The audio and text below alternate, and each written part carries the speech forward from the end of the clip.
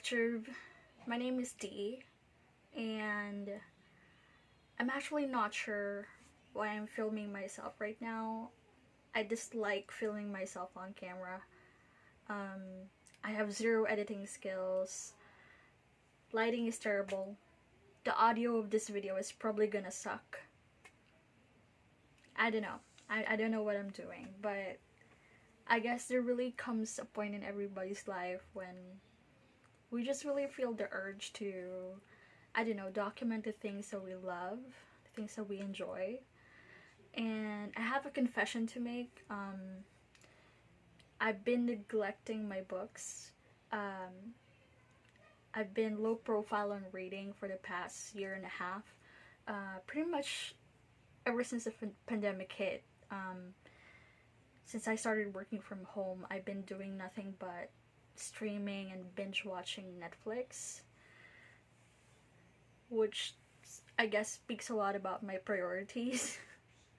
But anyway, it's my birthday month, so I figured it's high time for me to get back to reading. Pay attention to my books again.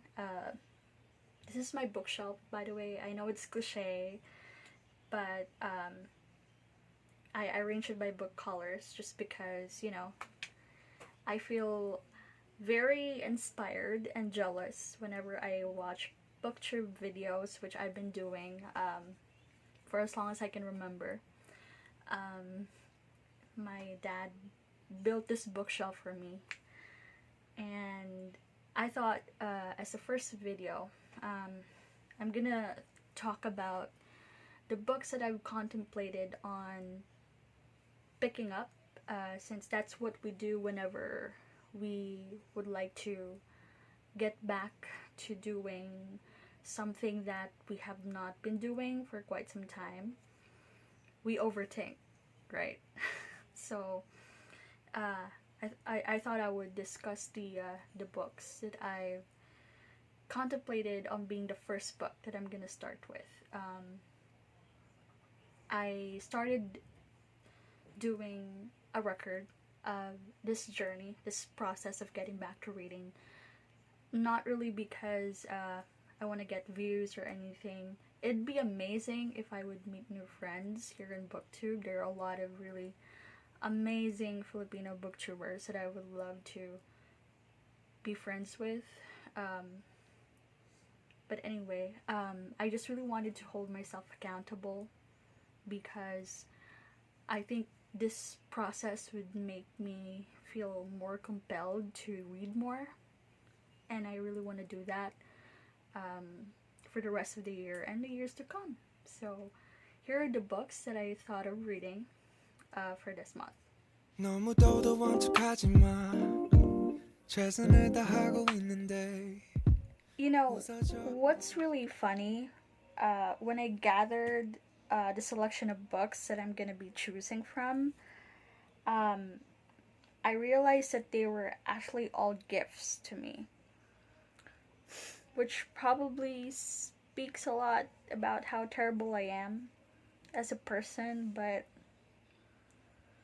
they're all gifts to me. It's crazy. How did I not feel the urgency to read these books as soon as possible? I don't know, but let me get to discussing the books that I've contemplated picking up, and the book that I ultimately decided on reading for this month. Like I said, we tend to overthink about the very first book we're gonna start with. At least in my case, because since I have not been reading for quite some time, I thought I should really start with a book that's really guaranteed to impress me, that's really a surefire hit. And this is the very first book that really came to mind because I remember wanting a copy of this book for quite a while, until my best friend Cherry stalked my book blog. I used to have a book blog years before. She stalked my want to have list, my wish list, and she saw that I am really thirsting after this book. So in 2013, she bought me this book. It's House of Leaves by Mark C. Danielski, and it's the remastered full color edition. By the way, it's a really big book, which I guess what scared me from reading this because I'm kind of intimidated. Um, House of Leaves is something that's widely praised and talked about, at least during 2013, because it has a very controversial and challenging book format. I guess in one of the reviews that I have watched about this book, someone said this is like the found footage film equivalent in literature. I mean, if you're familiar with found footage movies, House of Leaves is probably the closest thing to that because this is in the horror genre, by the way. I'm intentionally not researching the plot. I've already forgotten what the plot is all about, and I'm not intending to research it. It's good that I've forgotten this all these years. I mean, this has been with me for 8 years. I don't know how to math. Sorry. But yeah. It's a really big book, and although I'm really excited in reading this, I think this is the kind of book that you really have to spend some time on, that you need to savor and indulge in when you start it. I don't want to rush this kind of masterpiece, so this is probably not the best time to pick it up. I think the same thing is what I feel for this next book. This is Eleanor Catton's The Luminaries. It has a very pretty cover as well. Like House of Leaves, it's also a little bit grimy now. It's still wrapped in plastic too, because this has been with me. This is a gift from my brother, by the way. I think it came the year after, so 2014. So it's also been with me for quite some time now. This is, I think, also a really good book because it's the winner of the Man Booker Prize, so that says a lot about how quality this is. What I remember is that this is a historical fiction that has hints of magical realism and murder, crime, so it's mystery. I hope it's also a thriller, but yeah, I think it's a lot of my favorite tropes. Like House of Leaves, this is also something I need time to linger on instead of rushing it. So since I wanted to finish something as quickly as possible, since I'm very eager to really get back to, my reading pace, I would probably read this at another time. Probably not now. Another thing that my brother also bought me as a birthday gift is Fangirl by Rainbow Rowell. This is pretty popular in the booktube community too. I think everyone in one way or another has this on their shelf, and I'm clueless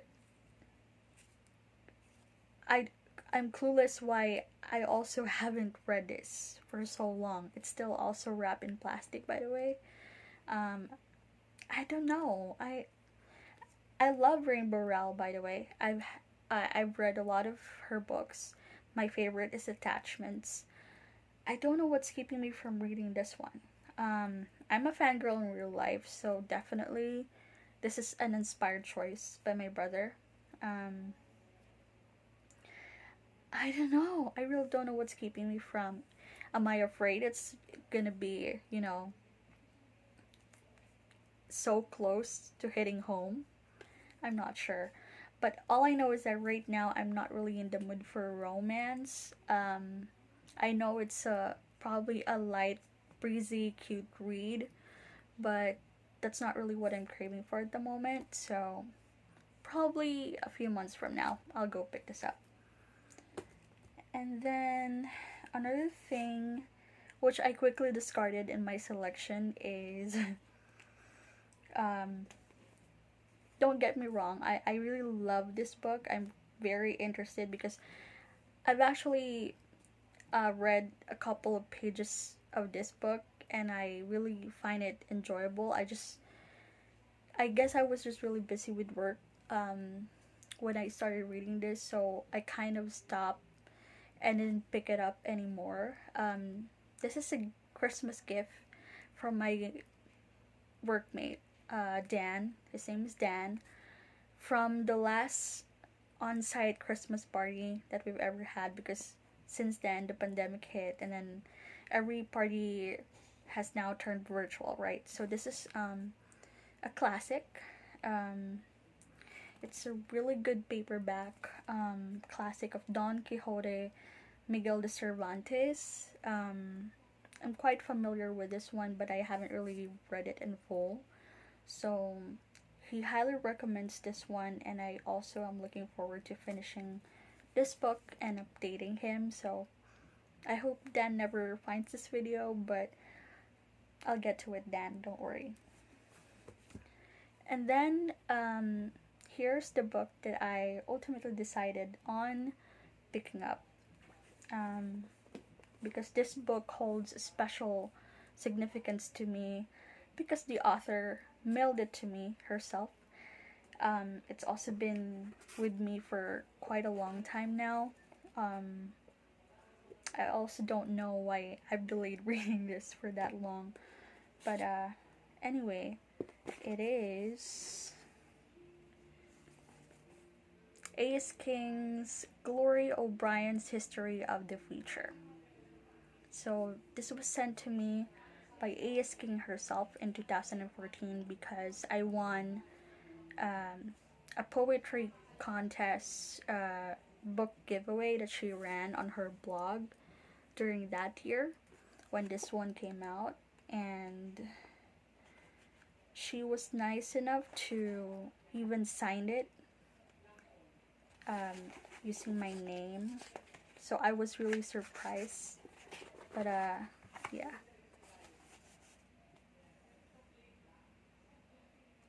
she's so sweet.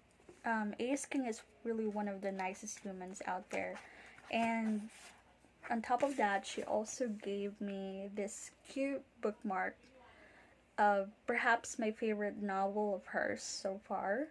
It's Reality Boy, and I'm really looking forward to this one because, you know, A.S. King, what could go wrong? This is the book of my choice, and hopefully I'll get to finish this soon. I'll probably post a video on my updates as I reach certain page milestones, and also film my thoughts about it after I finish it. I don't know if you're gonna stick around, if anybody's even gonna watch this video, but yeah, I'm excited to get back to reading again. I'm so glad I'm filming this, and I hope to see you soon on the next video. Bye!